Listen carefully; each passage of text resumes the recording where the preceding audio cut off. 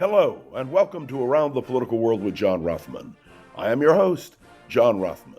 If you're a fan of the show, make sure to hit the follow button on the top right of Apple Podcasts, Spotify, or wherever you are listening at this very moment. When you hit follow, leave a review or share an episode with a friend.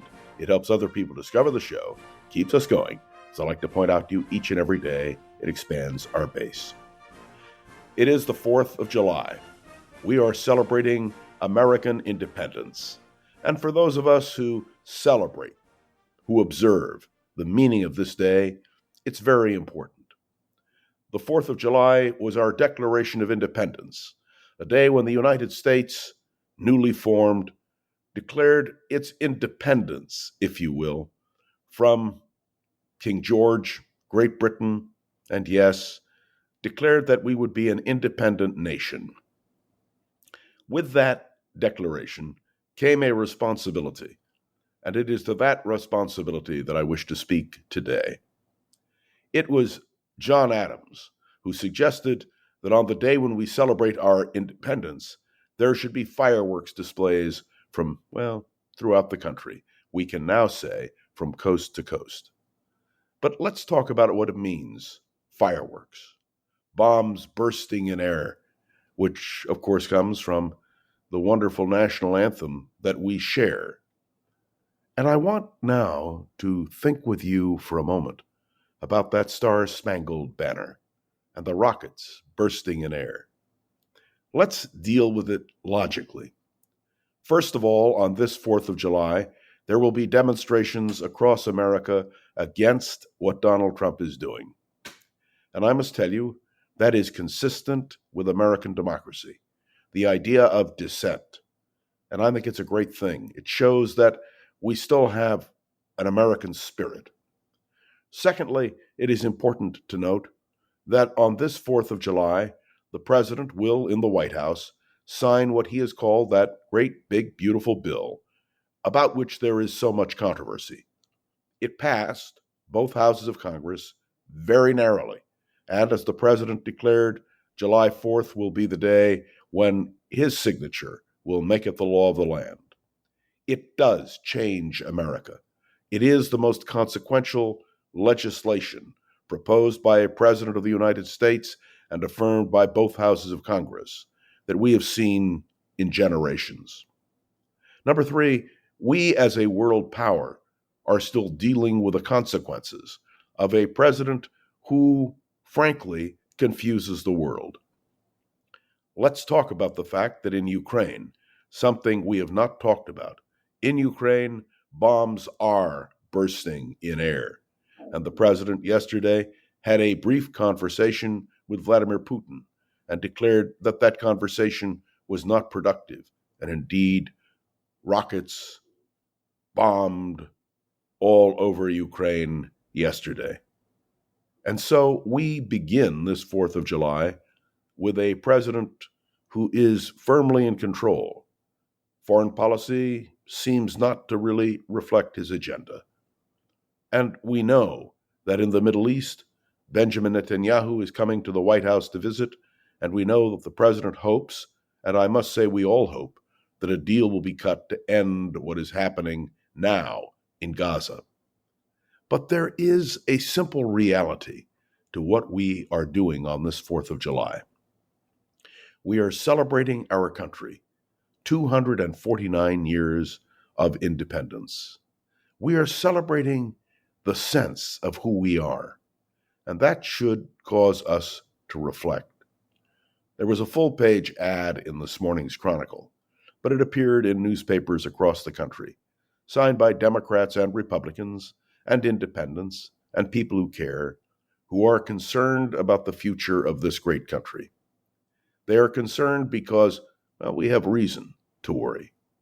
There are decisions that have been made and that will be made that are changing the nature of America. I was asked yesterday by friends whether or not that was a good thing or a bad thing. And my answer is, we don't know yet what the outcomes will be, but we do know that the voice of America will be heard today from sea to shining sea.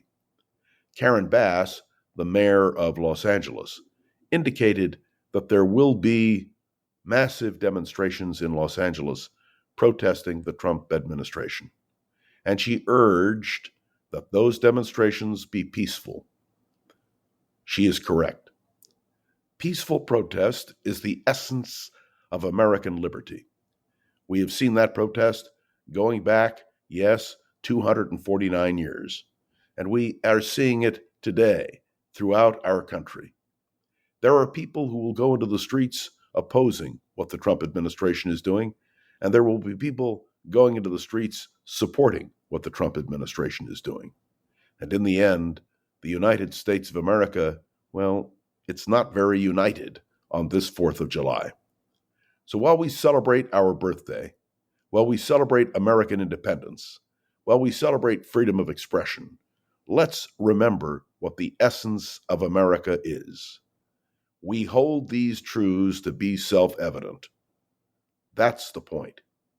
That we as a nation understand the deep divisions, but today we celebrate the fact that as a nation we exist, that we have overcome so many obstacles to continue to be a nation of free men and women.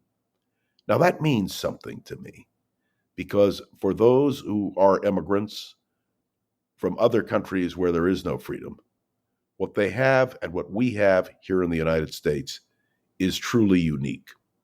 So what is our goal? What is the struggle that this 4th of July represents?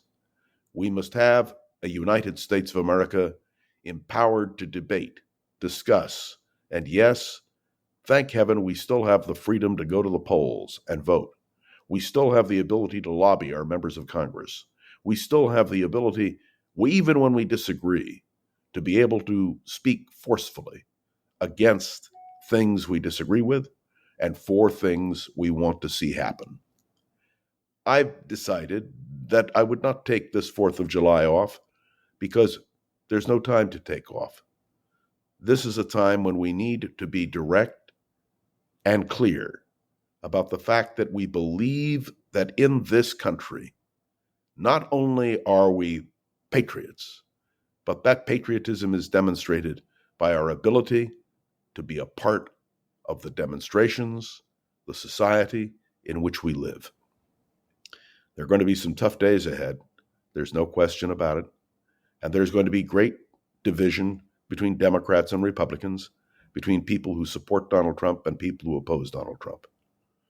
But we all know that soon there will be a change in America, a change which could go either direction, as I pointed out yesterday, but a change which is brought about by the people. You know, Adlai Stevenson, who was the Democratic candidate for president in 52 and 56, former governor of Illinois, once said, trust the people, trust their judgment. And Adlai Stevenson was right. In the end, even if errors are made, I believe in the people, and I believe in our judgment, and I believe that there are better days ahead. Have a wonderful 4th of July, and remember what we're celebrating. Remember how lucky we are to live in the greatest, freest nation in the world. Whatever faults we may have, whatever fights we may engage in, whatever we do that you agree with or disagree with, this country is a marvel. Thanks for tuning in to another episode of Around the Political World with John Rothman. I am John Rothman. Make sure to follow along. Let me know your thoughts on the show by leaving a review on Apple Podcasts and sharing an episode with a friend or colleague so we can continue to grow and expand, which, of course, is our goal. You can interact with me on Facebook, on LinkedIn. You can email me directly. And, of course, some of you even have the audacity to call me. I love it. And so I also want to say a special thanks to Gogo Zoger, the wonderful producer of this podcast. Gogo makes it happen every single day. And Gogo, thanks for working on the 4th of July. We all appreciate it.